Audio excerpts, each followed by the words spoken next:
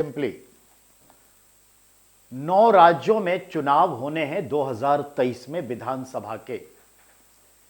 इन 9 राज्यों को देखें तो इसमें राजस्थान है, मध्य प्रदेश है, छत्तीसगढ़ भी आएगा, तो 3 हो गए। इसके अलावे आपका उत्तर पूर्वोत्तर भारत में 3 है, जिसके बारे में अभी बताया गया है। तो कहने का मतलब ये चुनाव देखें तो कैसे क्या है, आइए। त्रिपुरा में 16 फरवरी, मेघालय और नागालैंड में 27 फरवरी को चुनाव होंगे। इलेक्शन कमीशन ऑफ इंडिया ने अधिसूचना जारी कर दी है, यानी चुनाव की घोषणा कर दी है, तारीख बता दी गई है कि कितने तारीख को नामांकन भरे जाएंगे, कितने तारीख को नामांकन वापस लिए जाएंगे, कितने तारीख को नामांकन की जांच होगी, कितने तारीख तक लोग अपना नाम वापस ले सकते हैं, कब चुनाव होगा, गिनती कब होगी। इन सब को एक सूत्र में इलेक्शन कमीशन ऑफ इंडिया उस राज्य के राज्यपाल से सलाह मशविरा करके फिर ये चुनाव की अधिसूचना जारी करते हैं। तो विधानसभा के 3 विधानसभाओं के चुनाव की अधिसूचना, notification of legislative assembly of Tripura, Meghalaya and Nagaland has been issued by Election Commission of India. जैसे ही नोटिफिकेशन इशूड हो जाता है, उसी के साथ साथ इलेक्शन कोड ऑफ कंडक्ट लग जाता है। चुनाव आचार संहिता अब इसके साथ ही लागू हो गया।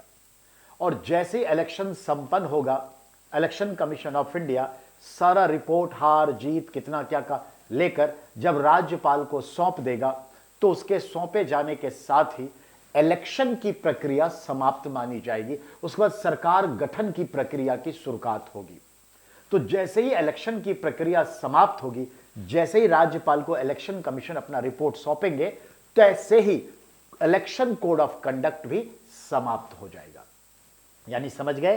तो ध्यान में रखना है, इलेक्शन कोड ऑफ कंडक्ट भी जारी हो गया है। अब आइए कब क्या है, देखिए। चुनाव आयोग ने बुधवार यानी कि कल त्रिपुरा, मेघालय, नागालैंड के विधानसभा की चुनावों का ऐलान किया। त्रिपुरा में 16 तारीख को, 16 फरवरी को, मेघालय और नागालैंड में 27 फरवरी को। त्रिपुरा, मेघालय, नागालैंड। देखिए तो TMN, ठीक है, MNT ऐसे भी कह सकते हैं अल्फाबेटिक ऑर्डर पे, तो कोई बात नहीं। अब जरा इसको ऐसे देखें तो ये मेघालय है, मेघालय है बेटा।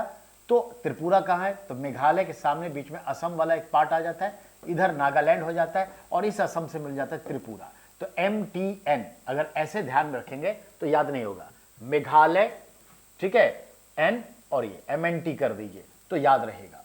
तो भारत के नक्शे को अगर देखें तो यहां पर भारत के नक्शे के हिसाब से मेघालय यहां होगा, नागालैंड यहां होगा, त्रिपुरा यहां होगा।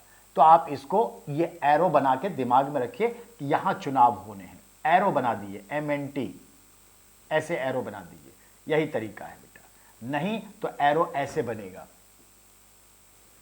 यानी जब आप साइन मारते हैं तो मेघालय, त्रिपुरा, नागालैंड, या तो ये बनाइए। तो जो भी आपके माइंड में फिक्स हो जाए, टिक टिक ऐसे, तो ये दिमाग में आएगा कि ये 3 में चुनाव है।